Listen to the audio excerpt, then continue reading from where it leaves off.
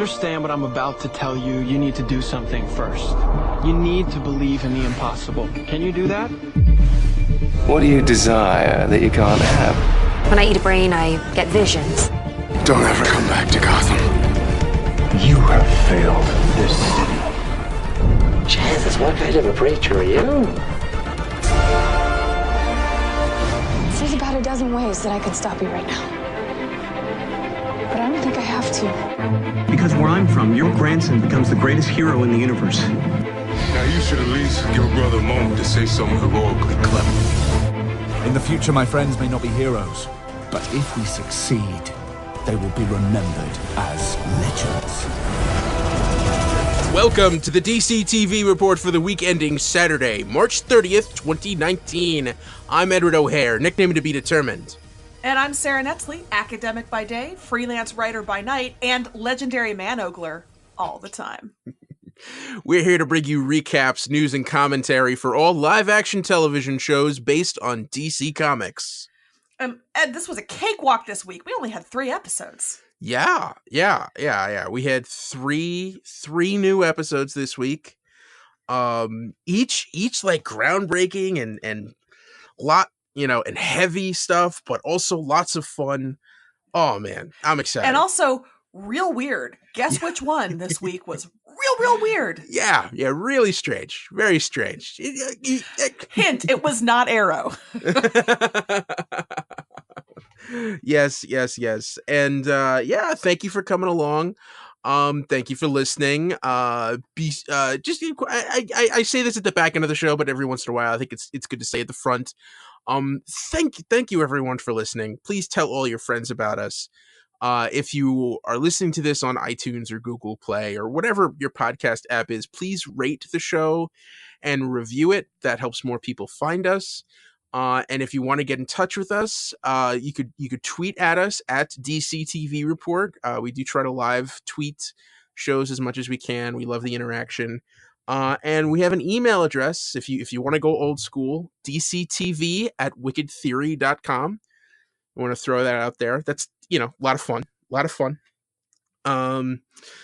We'd love to hear from you. But yeah. So that's a little bit of more housekeeping, Sarah. Oh, okay. Yeah. So people have been all over the place.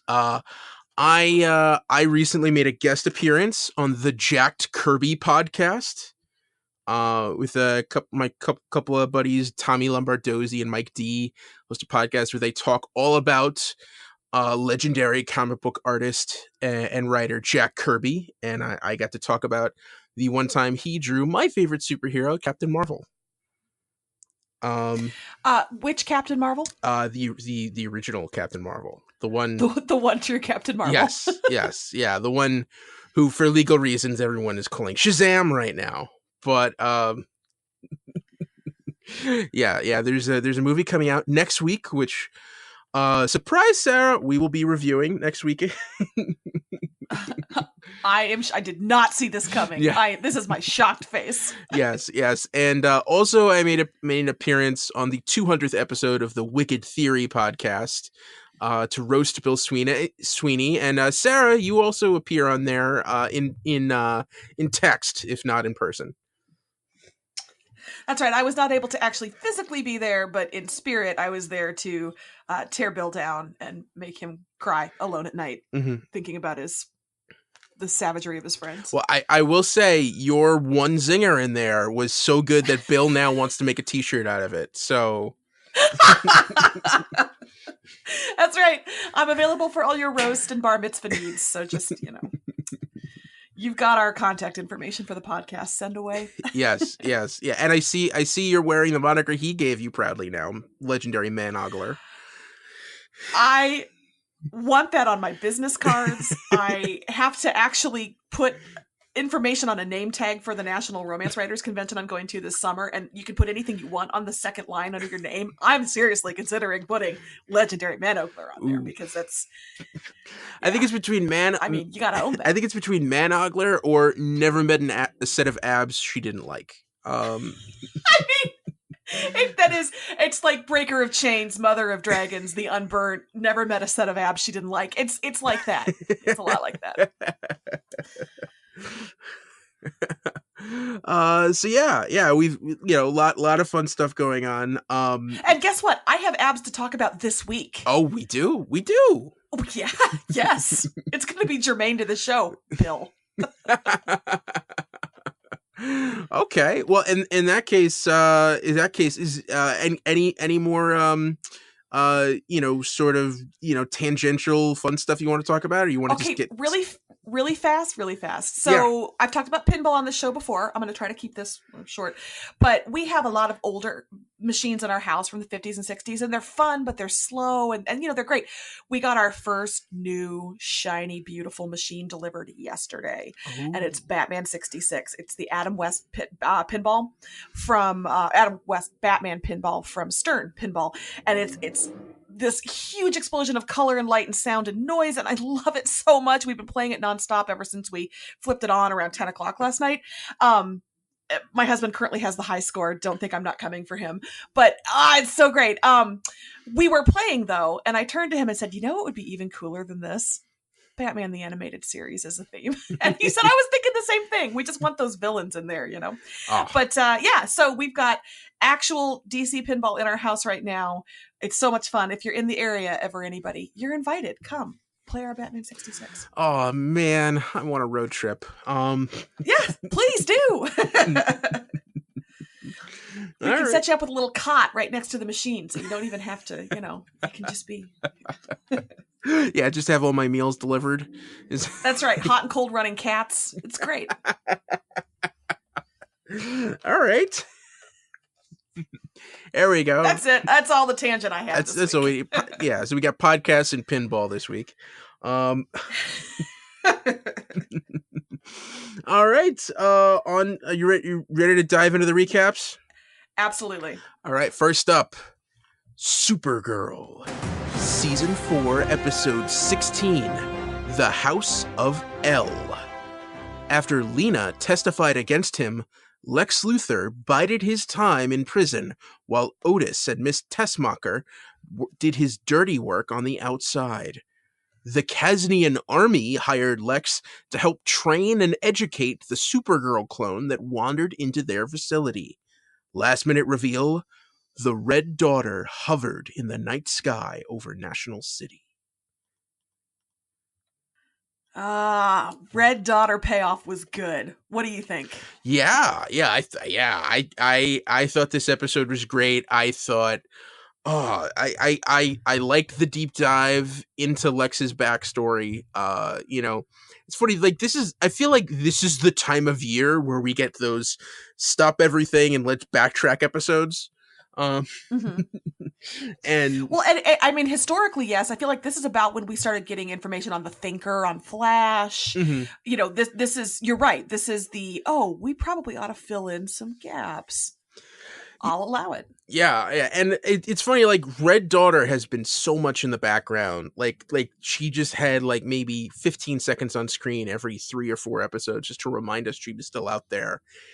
And then to have, Lex come out of nowhere last week and immediately just rain on ruin everyone's party. And then this week we find out that for this entire season, they've actually been on the same path together. I thought that was a really, really deft move on the part of the writing staff.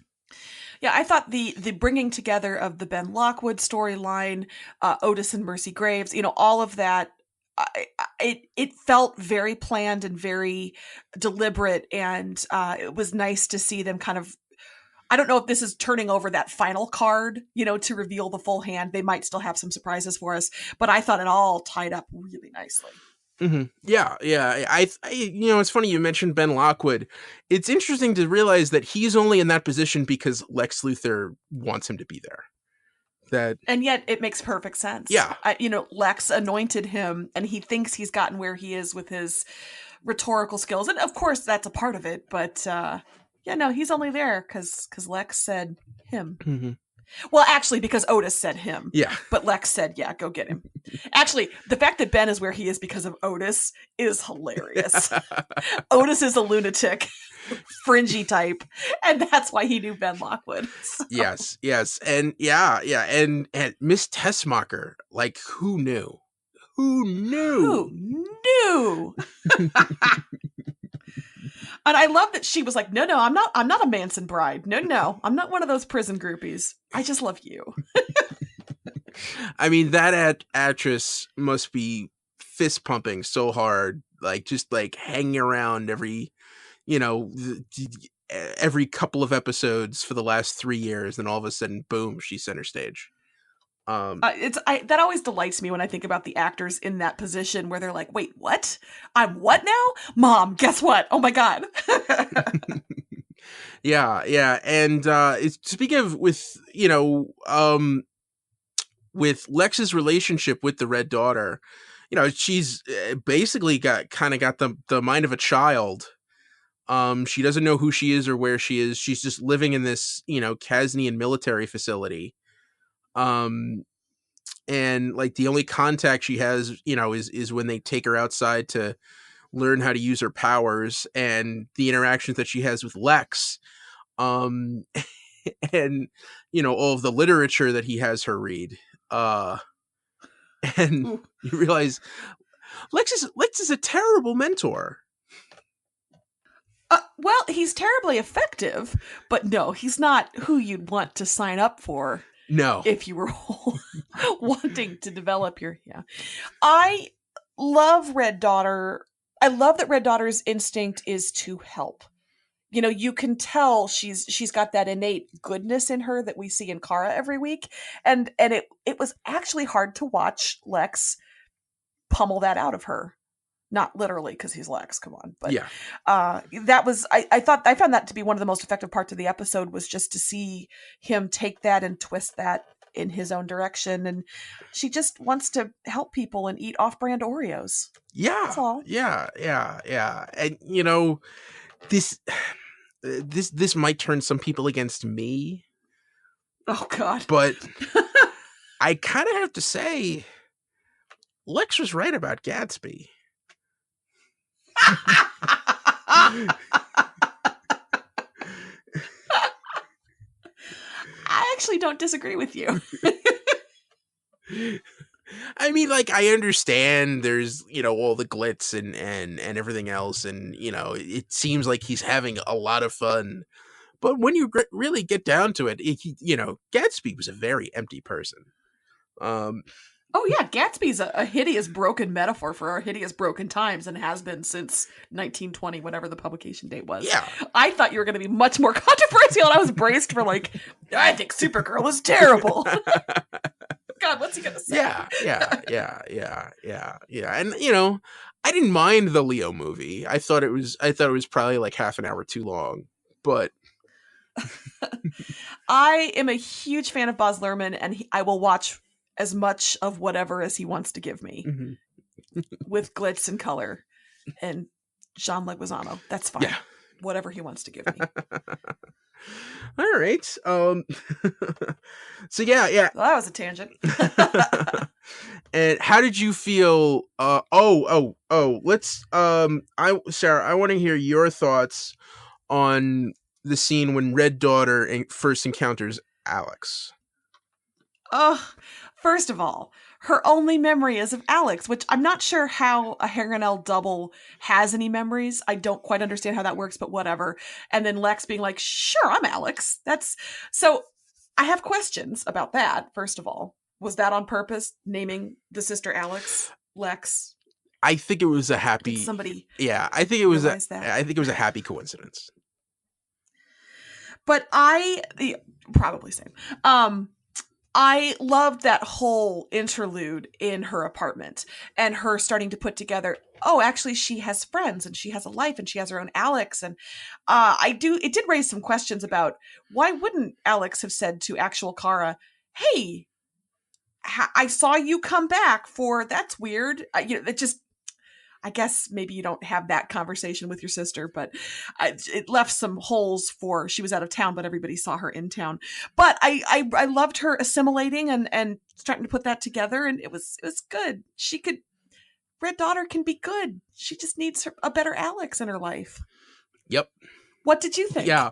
I think definitely it's hinting that like there's something there, and it's also kind of, this was the point to the Red Sun storyline. Not storyline, but the Mark Miller's Superman Red Sun graphic novel is, sometimes where someone lands and the circumstances they're born into, can really shape a person. It's kind of the tragedy, but and I think it's the kind of thing where like the reason that she's evil is because of the people that surround her. And that's also the same reason why Kara is so good, is because of the people she was fortunate to grow up around. And I wonder, Red Daughter seems to be asking the right questions, or she was until that, I'm using air quotes here, drone attack or missile attack on Dimitri. No, what was his? Mikhail. Yes. Mikhail. I am wondering if the undoing of Lex's plans is going to be that Mikhail is still alive and apparently in America thanks to Otis. And I wonder if his reappearance will cause Red Daughter to reevaluate. Is that something that we're going to see play off 5 or 6 episodes from now? And then I started thinking, how does the storyline end for Red Daughter? You can't have 2 Supergirls running around. So what's going to happen with Red Daughter? Like I feel strangely protective of her, even though she wants to destroy Kara and all we hold dear. Yeah, I don't know. It's going to be, that there's going to be some tough choices that need to be made here. I don't want to speculate anymore because everything I'm thinking right now is not pleasant. But I know that's great.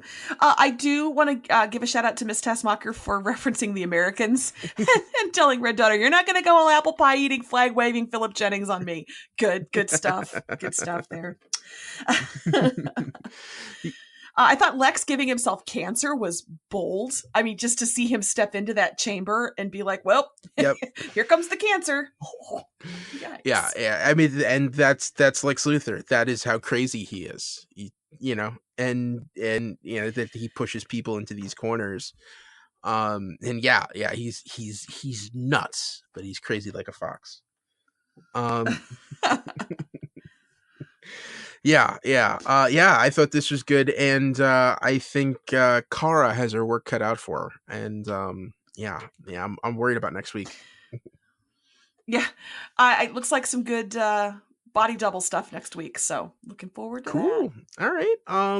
Any news for Supergirl?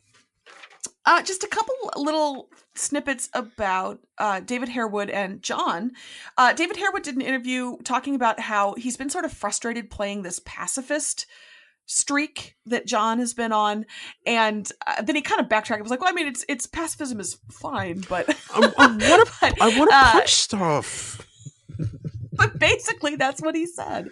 So I think he felt like in comparison to who that character has been in seasons past, the pacifism has just been a little frustrating. So the good news for him is that we are going to see some ramifications of that, and he's now, I guess, on, you do one little murder and it kind of all goes off the rails. So we're going to see a reckoning there with maybe his dad and whatnot coming back. So there's that.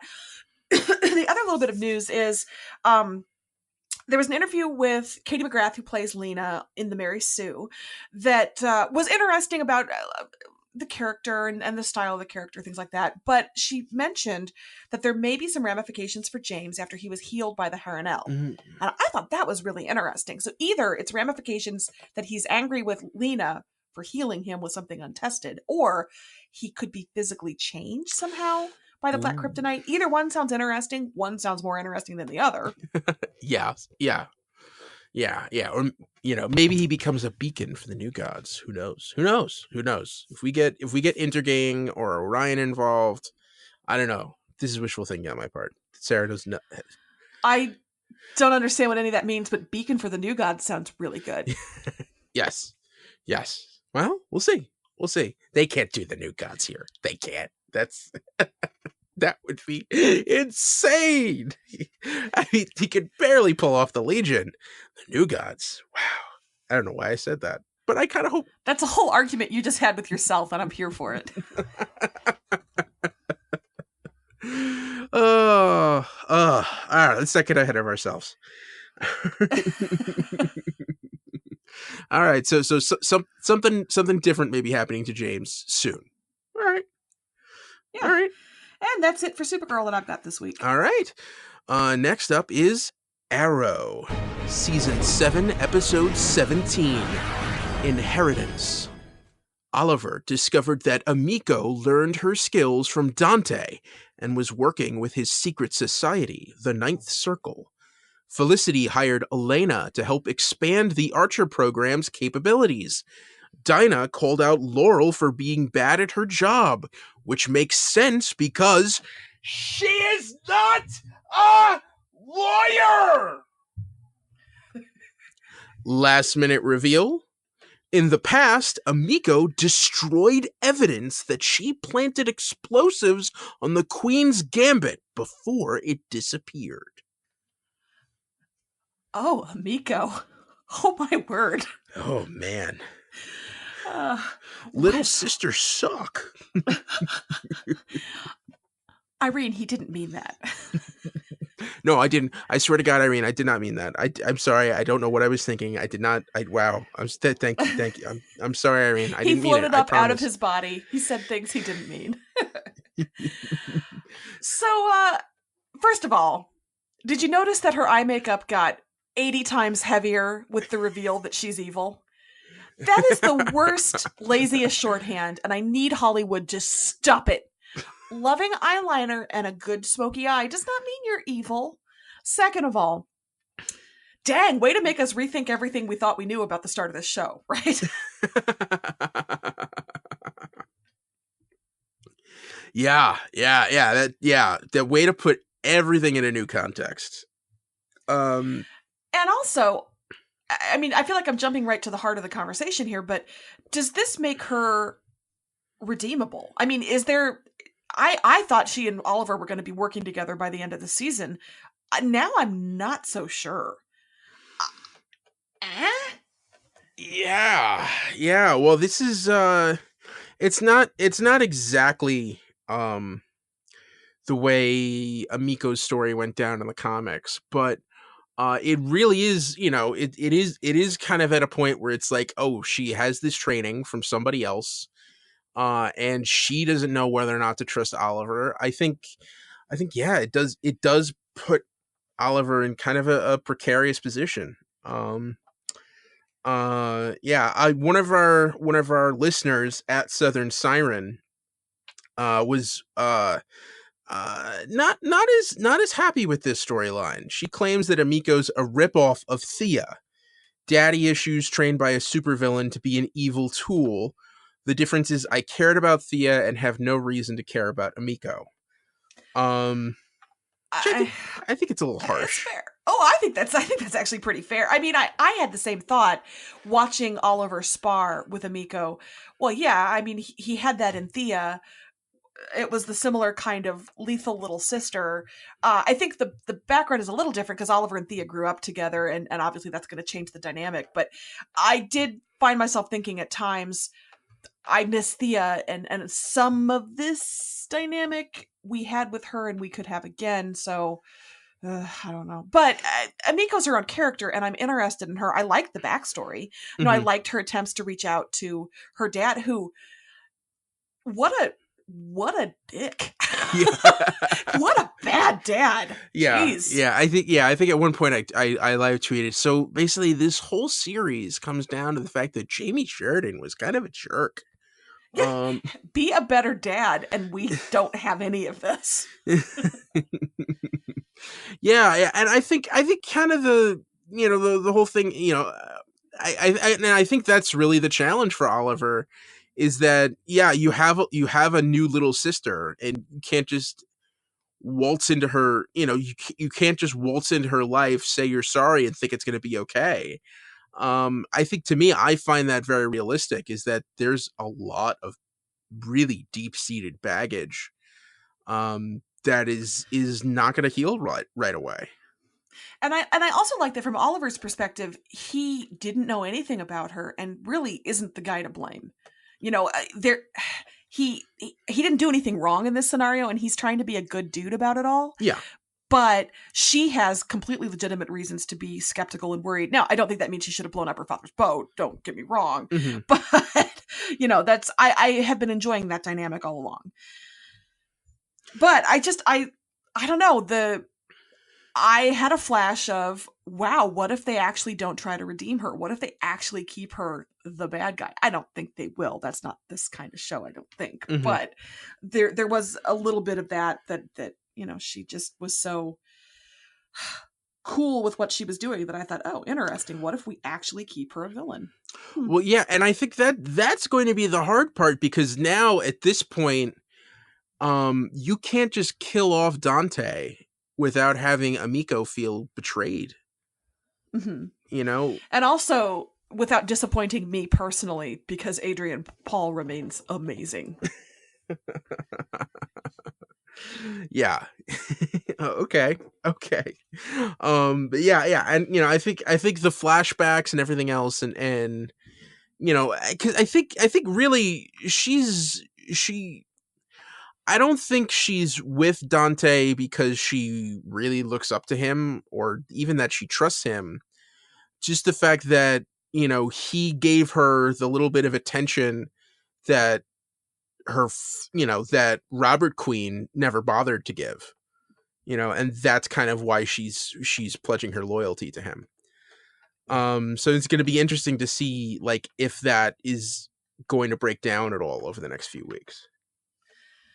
And it seems to me that it will. I don't think we have enough episodes left in Arrow's life to do much nuanced character turnaround. So Mm-hmm. I'm guessing if she's going to be redeemed, it's going to have to happen pretty quickly, because we only have, 14 more episodes total of Arrow, something like that. So Mm-hmm.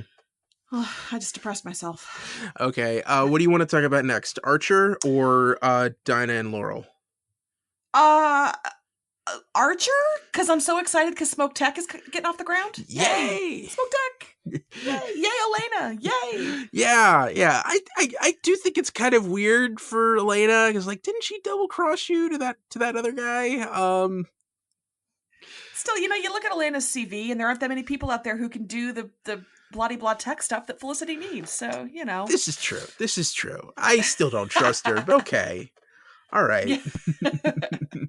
One thing regarding Archer, this is a tweet from Bauer Fett, asking, do you feel they are borrowing from Batman's brother Eye in the creation of Archer on Arrow? Sarah, are you familiar with Brother Eye? Nope, this is going to be another thing where you just sort of talk to yourself for a little bit. Okay. This will be quick, but Brother Eye is basically a satellite that Batman put into space that he uses for surveillance on every metahuman on Earth. And over the point, there was a secret society called Checkmate that used Brother Eye and created these things called one-man army corps, or OMACs, to eventually go out and attack metahumans. But basically, it's the same thing where it tracks people by their DNA, except the big difference between Brother Eye and Archer is that it specifically focuses on metahumans. Huh. I was a little uncomfortable with the downside or unethical usage that was baked into Archer, and from what it sounds like, Brother Eye as well. It's cool, awesome technology, but at the same time, like, I don't. Yeah, it's also weird. Like, tracking people by their DNA seems awfully specific. Yeah. Yes. yeah, and also kind of very intrusive, extremely intrusive, unlawfully intrusive. So it's one of those that if used properly, great tool, but people are jerks sometimes, and that could be bad. So, but no, I'm excited to see her creating and working with folks, Felicity that is, and I was also glad to see that she got her security system timed to where it announced the person before they entered the apartment. That feels like an important kink that they worked out, so that was good. Yeah, and it's funny we didn't really get a lot of time with this storyline, but I am excited, and I'm very concerned as to where this is going to go, and especially how it's going to tie into the flash forwards. Yeah. Mm-hmm. Yes. All right, and now for the screaming match. Well, first of all, she's still wearing that hideous jacket. Burn the jacket, Laurel. The shoulder pads are terrible. But that's what lawyers wore in the early 90s. Sure, fine. But she's not a, what's the word? Lawyer. She's not a lawyer. I'd rather have a vigilante lawyer as a DA than a non-vigilante non-lawyer, honestly. You can't be a vigilante and be the DA. No, you can. You can't be a non-lawyer and be the DA. I think we're really glossing over some things. I am so bothered by this. At least have made her a lawyer in the other Earth. Honestly. Yeah, because I think this is the kind of thing, like, they would have found out by now. They would have... I mean, maybe she delegates. Maybe she's one of those bosses who delegates everything, and she really is the Peter principle, like, failing upward. I don't know. Mm-hmm. But it so strains credibility in a show that strains credibility every week. I get that, but for God's sake. Yeah, well, also kind of because a big point of this was that, like, she coerced a confession out of somebody. She, which I mean, I guess it depends on the city, but most larger cities, there is no reason a district attorney would ever come face to face with a, in an interrogation room, with a suspect, and assistant district attorney, sure. But for the district attorney, I don't know. That seems far-fetched to me. Yeah.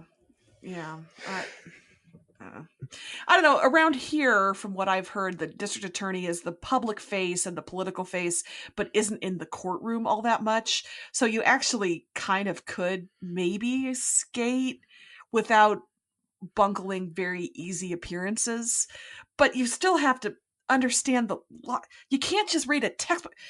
We're spending too much time on this. It's ridiculous. We've talked about it a million times, but it just bothers me so much. Yes. And I'm not saying Katie Cassidy has to leave the show, but I feel like they need to find a reason to get that character out of that position soon. Yeah. Well, and I believe Aunt Betty Taylor on Twitter mentioned that, the rumor that this is going to be Katie Cassidy's swan song in the Arrowverse. We had talked about that earlier in the month, that there were rumors about that. So maybe that's where this is heading, that she is going to go full vigilante. Well, and this coming week, not to jump ahead too much, but the next new not the coming week, the next new episode is going to be a little bit of an exploration of her past, I think. So it could close this chapter on Black Siren DA. I don't know. All right. I don't know. I both get too worked up about this and just cannot be bothered about this because ugh. If she wasn't being a lawyer, I might be more into this if she was at all qualified for the job she's pretending to have. I don't know. I'm sorry. We've just said the word lawyer 50 times. I'm sorry, everybody. Ugh. Attorney. Is that better? Is that... No. No. Barrister, also problematic. Just put it up. All right. Was there any other news for Arrow? Actually, no. That's it. All right. That's it. Other than that guy that Laura was interrogating, was that actually the stand-in for Diaz? Because he looked a lot like him. Like, he had kind of a similar vibe, and I was like, I wonder if that was his stand-in, and he just was on set, so they were like, sure. Anyway, it might be. Right. Who knows? Could be. Sure. The shadow knows. I would have gotten that question right, BT Dubs. Okay. I'm referring to the Wicked Theory from this past week. All right, now up for our last episode of the week. It's only 3. Wow. All right, last episode of the week is Doom Patrol, Season 1, Episode 7, Therapy Patrol. The team decided to sit down for some group therapy. Rita struggled to literally pull herself together. The negative man wanted Larry to be honest about his affair with John Bowers. Vic learned his dad was hiding messages for him on a dating app. Jane argued with herself over whether to destroy the Chief's tapes of their sessions. Cliff became so angry with Bump that he began hallucinating. Last minute reveal, earlier in the day, Admiral Whiskers, with Mr. Nobody's encouragement, crawled into the hole in Cliff's arm to take revenge. I am speechless about the weirdness of the last 10 minutes. Yeah, this episode wasn't that weird for most of it. That was my actual thought process. Like, it was weird, don't get me wrong, in Yeah. Doom Patrol adjusted terms, but it was... And then Admiral Whiskers. Yeah. Well, like, even to the point where, like, it seemed like a little bit of a rehash. I mean, we know everyone's story right now. And instead of checking in with one person every episode, we're decided, okay, we're going to spend, like, 5 or 10 minutes with each person in the group. And then all of a sudden it culminates with a rat crawling out of Cliff's mouth after he's had some sort of seizure. Listen, if a rat crawled out of your mouth, you probably would be seizing as well. Let's just be honest. Yeah, that rat crawls out. You realize what the hell is going on, and then all of a sudden the screen goes blank, and the words "Admiral Whiskers" appear on the screen. Admiral Whiskers. But I will say, I felt more empathy and grief for that little baby rat in that 5-minute scene than any other character that week. Yeah, and we little baby Whiskers. Yeah, and it's funny, like, the 5 different chapters in the story that we see all begin with terrible childhoods, and then move into the move into the present. Rita. Oh my God, Rita's parents. They wow, it was a piece of work. They introduce her to Ethel Grace, the famed actress, and if so, well, and I may have taken the wrong lesson from that flashback, but being a big movie star in the 30s looks amazing. Oh yeah. You can be as mean as you want. It's all glamorous. She's probably got a lot of cocaine there. Like, the whole thing, I was like, yeah, I could get into that. That's, yeah. Yeah. That was fun, but also kind of like, oh, you're going to meet this kid and you realize that these kids' parents are completely abandoning her education so that she could try to become you. It's kind of freaky. Like I said, I took the wrong lesson from it. I wasn't supposed to be like, cool, glamour, but I was. I'm sorry. Yeah, poor Rita had no, as you said, all of these folks had no real happy childhood situation. I will say the effects of her worming her way through the vent ducts, and that was and all of a sudden you just see this amorphous blob with Rita's head at the end of it and arms trying to creep out of it. Oh man. I thought of you saying in the Black Lightning finale, that was one of those, like, if somebody just walked into the room, they'd be like, what are you watching? But I really enjoyed Rita this week. I enjoyed her frustration and her changing that mantra. I am the one with arms. And her triumph when she's able to pull it all together and she jumps out into the hallway and nobody's there and she's going to be the world champion ball of slime. I super loved Rita this week. She was really fun. And I like the journey we're watching her on. I'm enjoying this. I can't keep being the person I was. The person I was a ball of slime. And now I'm a literal ball of slime and I want to be better than that. And God bless. Yeah. And it's interesting that she's still holding back about whatever happened with that little girl and that blonde woman. And I don't know. I've been kind of spinning theories in my head and I'm wondering if it's, are they going to surprise us with something completely off the wall? Or is it going to be some sort of, accident, or that's her baby and she pawned it off on somebody else? There's kind of expected options and then there's the Doom Patrol option, and I'm curious which one we'll get. Yeah. And yeah, definitely. The fact that she's, I feel like that once she gets that off her chest, that's going to be even more of a breakthrough. And I think I would have liked this episode more if she'd actually done that this week, because I'm with you. The first 85%, while interesting, wasn't super revealing. I enjoyed the actors and the characters enough that I was with it, but I didn't see much new until Admiral Whiskers. So I think that reveal might have helped this episode be a little more impactful. Ugh, I use the word impactful, sorry, but the point stands. Mm-hmm. Yeah, no, definitely. And I'm just looking at time, just trying to figure out, because I want to touch a little bit on everybody. Okay. Okay. Well, that was Rita. Let's Rita. Then we had Larry, who's Negative Man is keeps throwing him back into this one scene he had, with John Bowers, the man he loved, while they're waiting for their sunset in the back of a truck. That was blue, not green. That was blue. It was blue. It was not green. And it's weird, like at the end, like it turns out like the Negative Man or the spirit inside of him, or whatever you want to call that thing, is just wants Larry to be honest with himself, just wants him to say stuff out loud.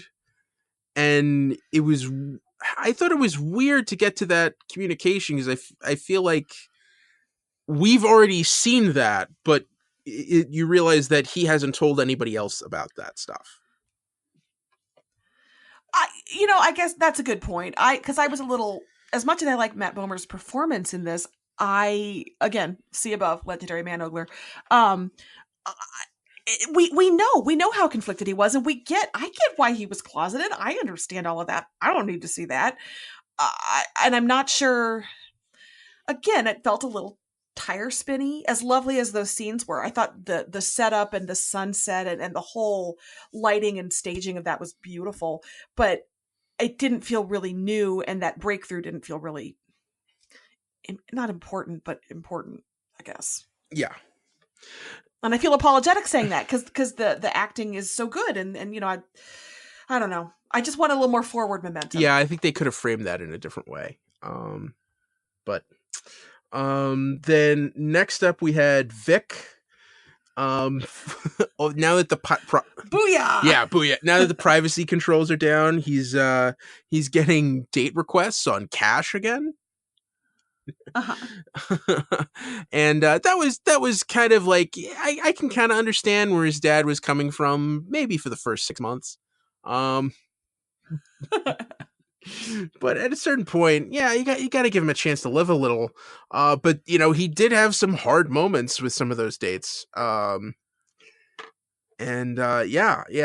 So, well, I felt bad because it was kind of feast or famine. It was either cyborg groupies who were just like, show me your metal bits, or that woman when he sent the picture and she was so disgusted and he saw her because of his creepy surveillance. It was rough. Yeah. Okay, but real fast, we have to address the metal six-pack. I appreciate that they built him with a literal six-pack made of metal. That was thoughtful of his dad to do that. You got to start reading some Cyborg comics. Oh, I thought you were going to tell me Cyborg fanfic. Kind of same. No, especially like the later series, because originally he was just this big giant, he was all metal everywhere. And then over the course of the last like 10 years or so, Cyborg gets a little bit more thinned out. every new version of him, till eventually like it the metal just looks like it's sort of gilded onto his skin, and and yeah, so you get to see the definition in his biceps and his abs. See, our society's obsession with body image and physical beauty, it hurts all of us, including cyborgs. We are all victims of the beauty industrial complex. Well, all I'll say is my cyborg is the Teen Titans Go cyborg. And so I recognize Booyah as his catchphrase because that's what the cartoon version does. That made me happy. Yes. Yes. All right, and then we had Jane, who, if she's not screwed up enough, had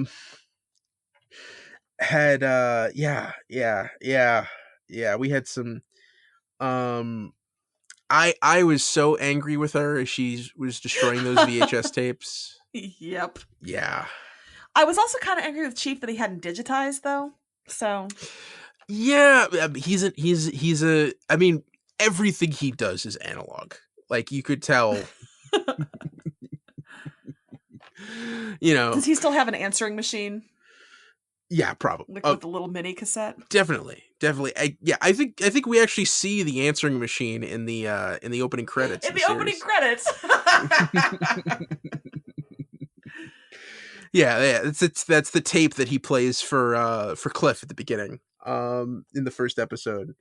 But yeah, oh man, that tape is all there. It's probably there might be some way to salvage that stuff, right? Oh. Yeah, sure. Yeah. So that was sad. Jane had a rough day. Not really much more that we could deal into that. Now I feel like I have not explored the Hangman's daughter enough. Maybe I was taking notes when she developed more in previous episodes, but the art stuff, I was like, oh, okay, so they're predictive. I feel like we haven't seen as much of the Hangman's daughter. Yeah, I mean that's that's her artistic side. And yeah, it does make paintings that have some predictor to it. And sometimes she's just kind of just venting out, which was that painting of the Chief where she just wrote bastard across it and then destroyed it later on. But yeah, that painting of the Doom Patrol scattered about, looking like they're about to die. Yeah, it's not a good omen. Not a good omen at all. Not great. Not comfortable. Mm-hmm. All right, and the last person to talk about for this episode is Cliff. He also had a bad day. Yeah, and what's funny is I feel like he's been acting weird this whole episode. He was getting especially pushy, and I don't know why he was telling everyone to open up. And I'm realizing now there's that scene when Vic is talking, and all of a sudden Cliff's legs start shaking. And I realize now that was Whiskers probably inside of him moving around in his leg. Yes. I don't quite understand. It's okay. I don't have to understand how the rat was able to do all that.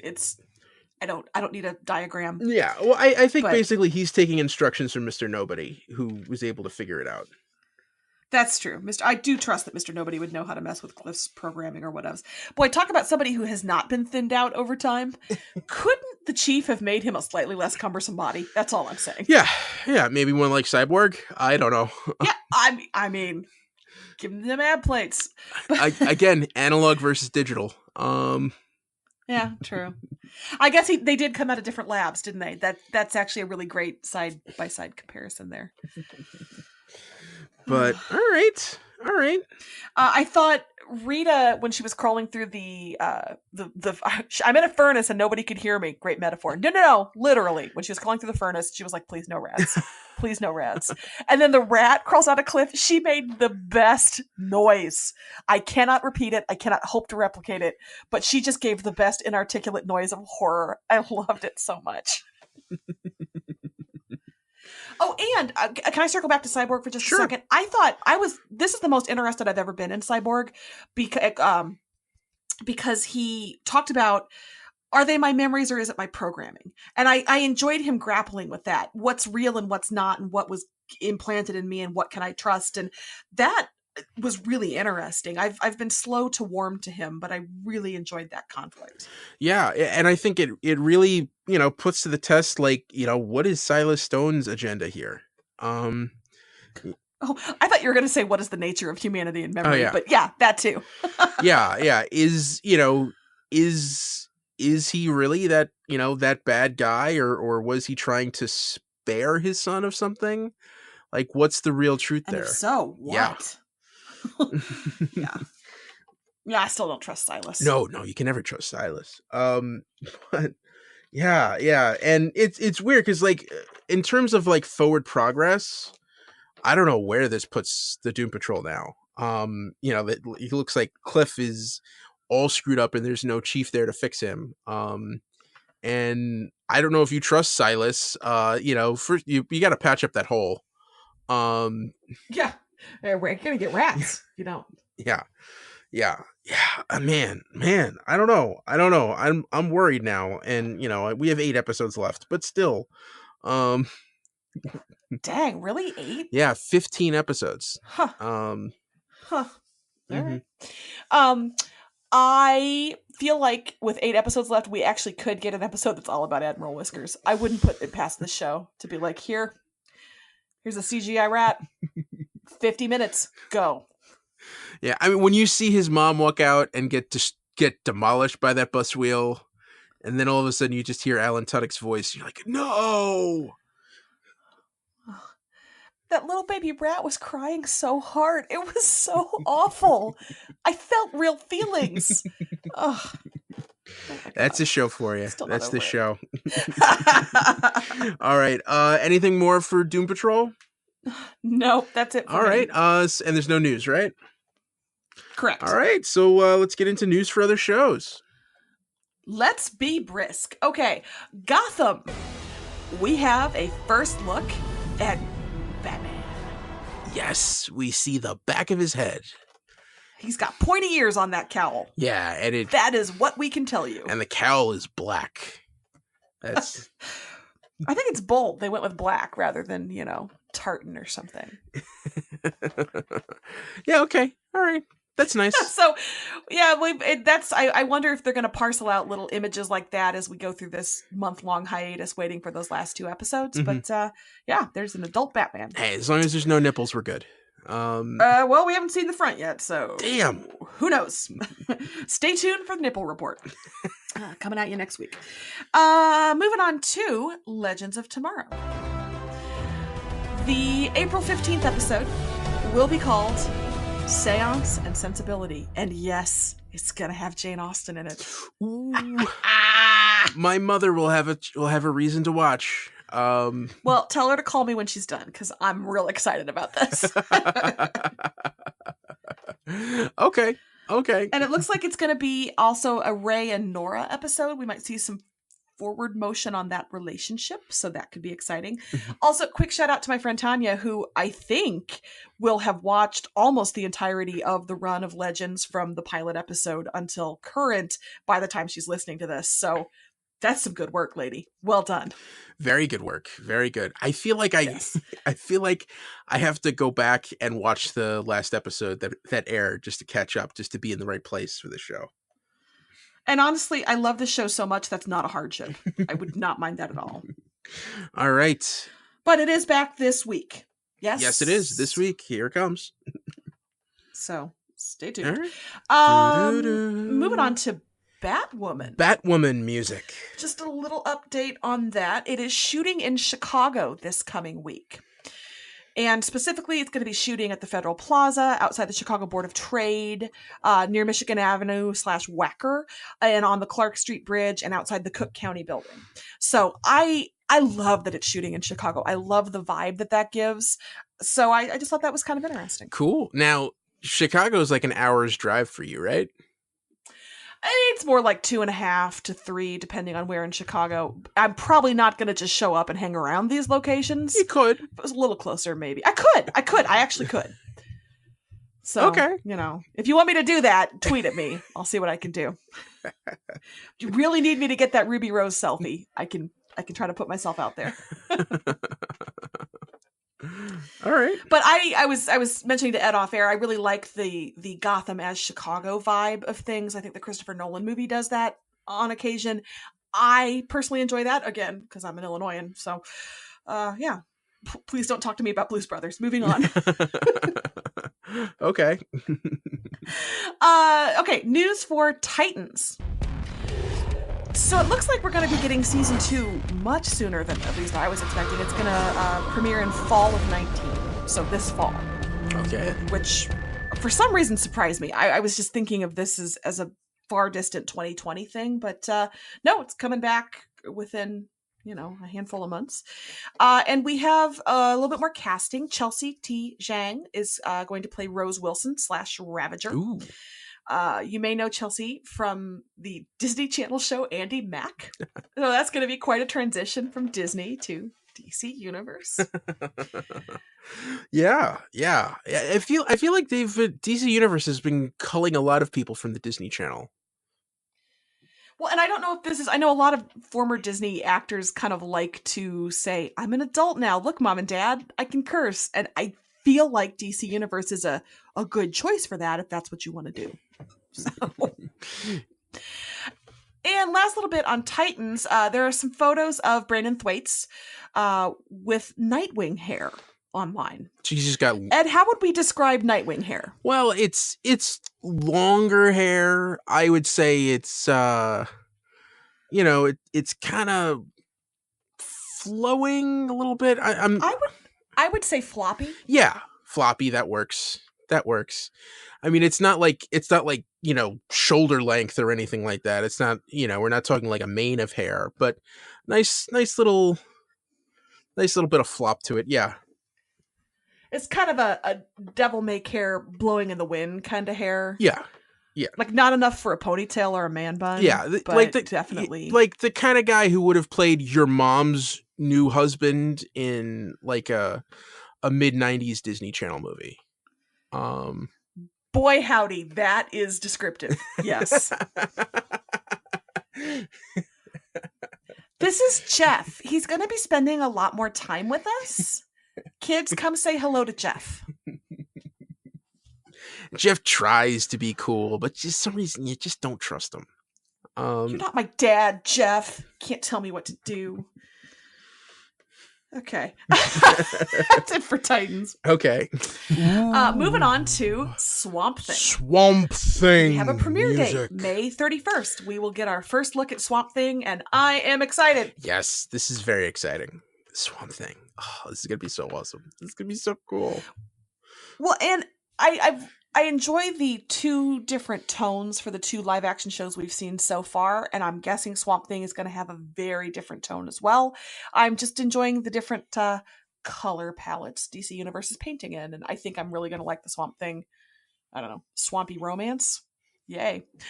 Also, Matt Ryan, who plays Constantine in Legends of Tomorrow, has said that he would really like to bring Constantine to Swamp Thing as well. Of course he does. When won't Matt Ryan play Constantine? Yeah. I would very much expect Constantine to be a character that would show up in season 2 of Swamp Thing. Mm-hmm. Whether or not they'll bring in Matt Ryan to play him or decide that they really want to cut this off from the CW and have a different actor, I don't know. That would be really interesting. It would be very cool to see him do that, but I don't know. My vibe with DC Universe is they'd have their own Constantine. Do you pick up that vibe from them as well? Yeah, I would think so too. And what's funny is because Matt Ryan's Constantine has talked about Swamp Thing on Legends of Tomorrow. There was a yes, yeah. There's a point he talks about Swampy. So we know that version of the character has already interacted with Swamp Thing. So I don't know how this is. It's kind of tricky. You know, I mean, he's so good at playing that character. But you know, realistically, there are other actors who could play him. I don't know. Well, and Mark Shepard on Doom Patrol 2 weeks ago was basically last week, whatever, was basically Constantine, like an older gone to see Constantine, right? Yeah, they give him a beard and a beer belly. Yeah, I mean, do you bring Mark Shepard's character in to be Constantine, air quotes, in Swamp Thing? Maybe, you know, it's. Yeah, to me that would be a cop out. Well, and listen, Matt Ryan is bleaching his hair on the regular for us, so you may as well let him be Constantine wherever. If he'd like to show up at my you know, like my birthday party this week to be Constantine, that's cool. That's fine. Like, I'll take that. Matt Ryan, if you want to be Constantine on my porch, yeah. I feel like if you ask him nicely, Matt Ryan will show up and be Constantine for you. All right. All right, moving on to Stargirl. Stargirl music. We have a first look. What did you think? Yeah, I thought it looked really good. I thought it's very true to the comics. You know, I wish they could turn the lights up just a little bit. It was a little dimmer and a little gloomier than I expected, but I agree with you. She looks great. Brett Basinger is in the athletic shorts. Yeah. it's a cute outfit. I like that it's a little more mobile and sporty, I guess. Yeah, and that's straight up. That's exactly what her costume from the comics was in the late 90s. That's almost exactly it. And she's got the staff. Yeah. The staff is important. It is very important. Okay. That's where she gets her powers. Yeah. And we will find out more about that when it premieres in early 2020. Okay. Oh man, I thought we were getting that in August. That is no. So they're pushing that off. Okay. All right. I'm assuming that's why we're getting Titans in the fall, partly, or I'm assuming Titans in the fall is why we're getting this in early 2020. That's my guess. Is something wasn't ready, or you know they wanted to capitalize on the Titans momentum, something like that. But, okay. Our penultimate news show of the week is Pennyworth. Pennyworth music. We have a trailer. Yeah, which really confirms that this is the DC TV show that no one asked for. Nobody really needs this. But we'll take it. I'm not sure. I mean, do you want it or will you just take it? I'll take it. You know, it's you know, it looks like a nice 60s London spy show, and you know, the main character's name is Alfred Pennyworth. So okay. So, you know, we're going into like, you know, classic Steed and Peele Avengers territory. Yeah. It looks like there's fast cars and guns and turtlenecks. Didn't expect you to say turtlenecks, but you're right. Yeah, it's a lot of fast cut images, and it looks stylish in 60s, and we get one line of dialogue, and that's Alfred introducing himself, and he's very young. The end. Okay. Let's see, and we still don't have a release date for that, other than just, you know, epics sometime. Well, it said the summer, so yeah, that's pretty broad, but I hope it is the summer so it doesn't overlap with the millions of other. I don't know. Yeah, there's always shows. We never have a break. It's fine. It's good. It's good. Last show of the week. Why the Last Man on music. FX? Sorry, just why. An interview that Amber Tamblyn did with The Wrap, she mentioned her character in Why. She said that she is the president's daughter, and she's been groomed to take up his mantle as a conservative politician. I thought that was interesting because this is not a character from my memory that comes from the comics.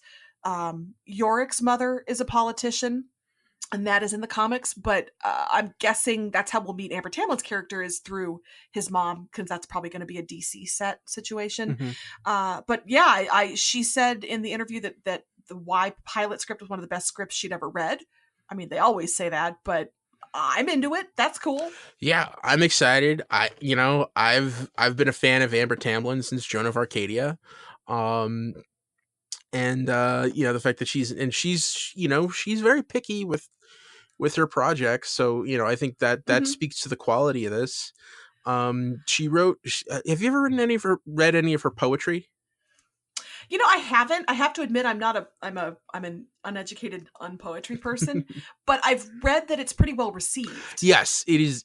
She wrote a whole book of poems about that all centered around actresses who committed suicide or died very young, or had troubled midlives. Yeah, some interesting stuff. Some dark but very very well written. Well, and I know she is a feminist, and she's an activist and an advocate, and I it seems to me that if she signed on for the show, that means she's comfortable with the material, the direction it's heading, and that's interesting too. I like her. And Ed, have you and I talked about Joan of Arcadia? I don't think we have. No, because I also watched and loved that show, and still mourn that we didn't see where it was headed with that vice principal. Like, there was one more season left in that show, for sure. Yes, there was. My sister was much more of a fan of it than I was, but I did catch most of it through osmosis through her. And I remember, both of us were very disappointed when that show got canceled. Well, we were too. We just hadn't met each other yet, so we shared your disappointment midway through the country. Can't wait to see her on Y. Same. Yeah, looking forward to that. And that is the news for the week.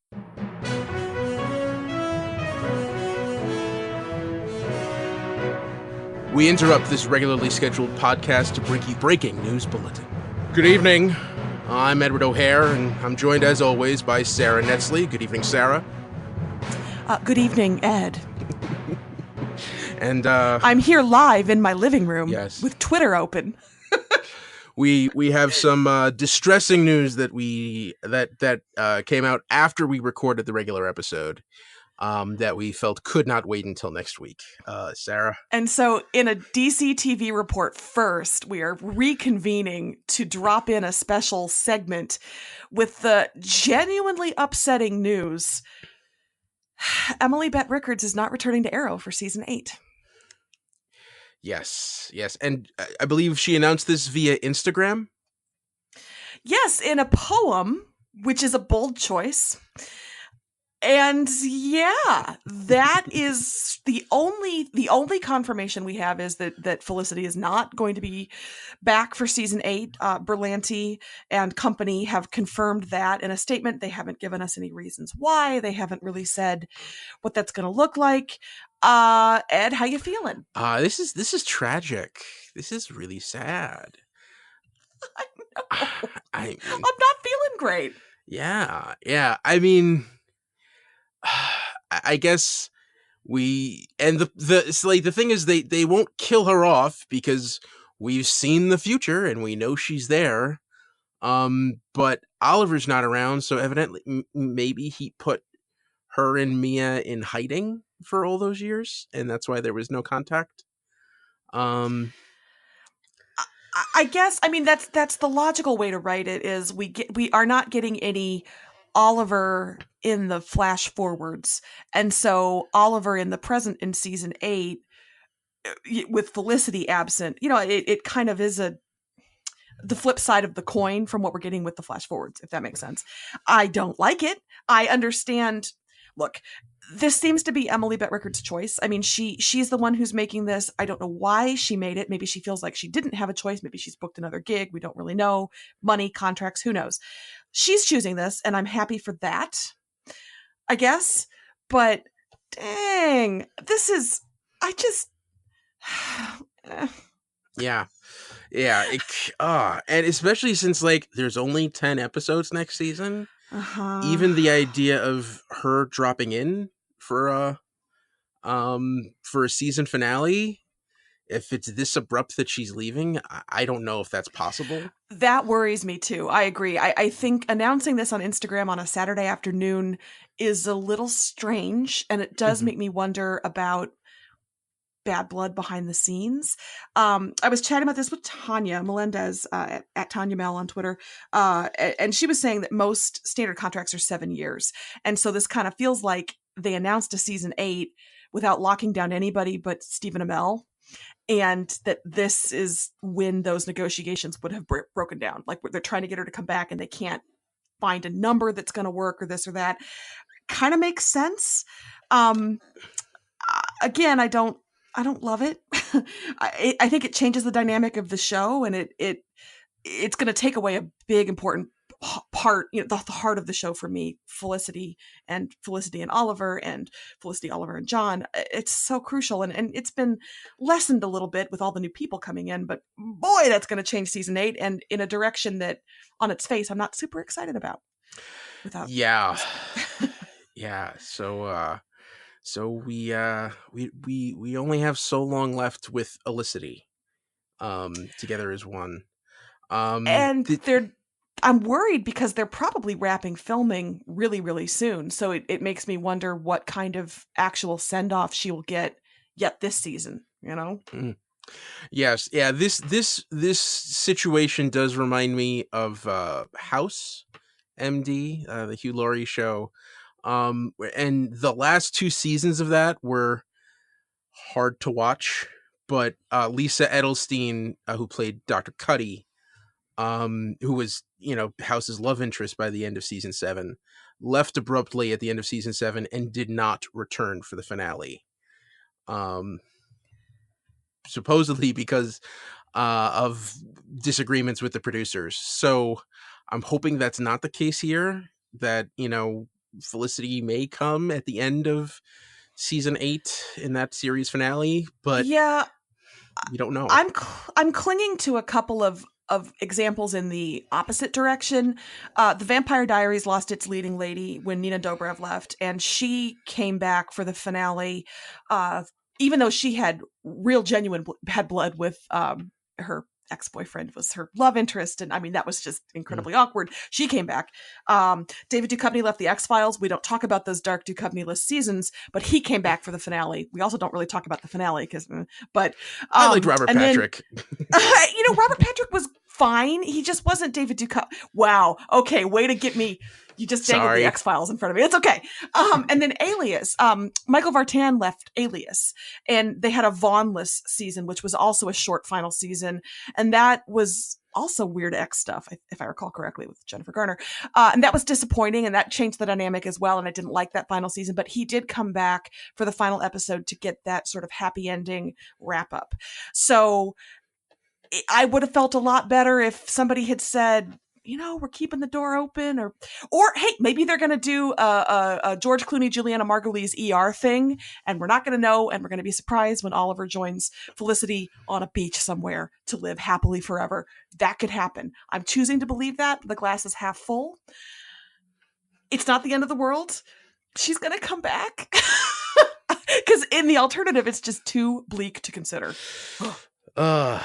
Okay. All right. And it's funny because in the Arrow section of this episode that you're listening to, we talked about possibly Katie Cassidy leaving. Katie Cassidy Rogers, sorry. And so if that's Laurel gone and Felicity gone, is that just like the new team for season 8 and Oliver? Ooh. And Diggle.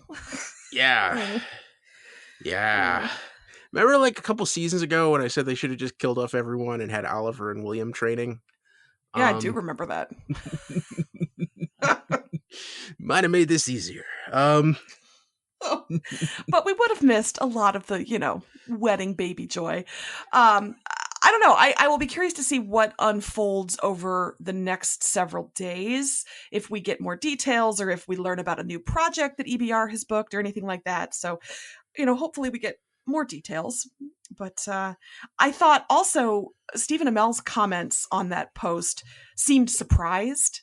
Did you kind of get a sense that maybe her castmates didn't know? Yeah.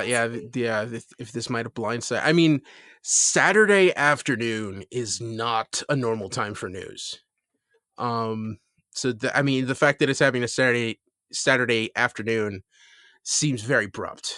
Seems very like, whoa, where'd this come from? And especially when they're taking like 2 or 3 weeks off. So we're just kind of left hanging with no new episodes for a while. Oh no. Is this the most gossipy segment we have ever done? Probably. This warrants it.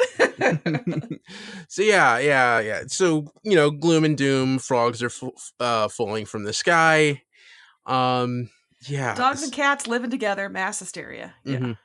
So yeah, that's your breaking news bulletin. About to throw it to our winners for the week. To a much happier. I thought we were going to go to lotto numbers and then weather. Yes. Erica Clark. I miss Erica Clark. Anyone who watches the CW in New York knows what I'm talking about. Bring Erica Clark back. She did the New Jersey lotto numbers before practically every episode of a CW show I watch. And what's she doing, and is she available for season 8 of Arrow? I don't know. She just disappeared one day, and it was somebody else. I'm like, where's Eric Clark? Did you ever find out? No, I never did. Huh. Just gone one day. She wore very nice dresses and very fashionable heels. I don't know. Now I have questions. Erica, if you're out there, contact us. No, I mean, they're fine hostesses, but they don't have the same smile and energy that Erica Clark brought to New Jersey Lotto. And the New Jersey Lottery has the strangest slogan I've ever heard for any type of government organization, which is anything can happen in Jersey. And is that a threat? I know, right? Could you say that in some kind of accent? Anything can happen in Jersey. Yeah, it's not welcoming. I don't want to go there. No. Nope. Erica girl, I hope you're okay. Another reason why I'm worried. All right, this has gone on long enough. Anyway, we're joking, but genuinely, I'm very, very sad to hear this. I'm glad that it seems like it was the actress's choice. I hope she's making it for joyful reasons and not for unsavory reasons, like the bad blood type reasons. And I'm gonna miss her. And Felicity was a great character, and I'm glad we have a couple more episodes with her. And I hope we get a goodbye, and I hope she comes back for the finale. Yes. Okay. Yes. And to anyone who follows us on Twitter and is an Arrow fan who's upset, seek help if you need it. We want to encourage that. Yeah, it's we get attached to these things. It's called parasocial relationships, and we form them, and we feel for people that we see on our screens every week, and it's a genuine loss, honestly. So yeah. Mm-hmm. All right. Well, sorry we couldn't end on a more up note, but hey, we've got a good winner of the week coming up for you. Yes. All right. Thank you, and now for the winner of the week. You know what that means? Time for our winners of the week. Sarah, I have a sneaky suspicion that if we both went with themes, we probably had the same theme. I was just going to say, I bet we have the same thing too. Want to say it on 3? 1, 2, 3. Daddy Rats. issues? All right, fine. Daddy issues versus rats that get into your head. Do you want to talk about dads first? Or do you want me to talk about rats first? Well, I'll just briefly go through here. So, Supergirl, you had Red Daughter kind of thinking Alex was her dad and doing and for horrible things ensuing. On Arrow, you had Amiko, remembering how bad of a dad that Robert Queen was to her. And it seemed like everyone on Doom Patrol had daddy issues this week. Or just terrible, terrible parents. Or parents, who were beating each other up and treating each other horribly and ignoring their kids. So Doom Patrol was a how not to parent guide this week. Yes. And Sarah, you want to talk about rats? Yes, I do. And I think this goes along with yours.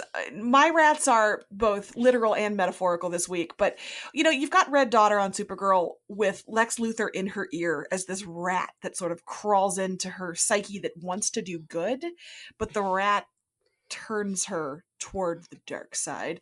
On Arrow, again, Amiko has the father issues, which are deserved. Like, her bad dad earned that, but it allowed Dante to creep in and again sort of twist her like a rat, to them. And then on Doom Patrol, it's literally a rat. It's literally a rat in your head. It's literal.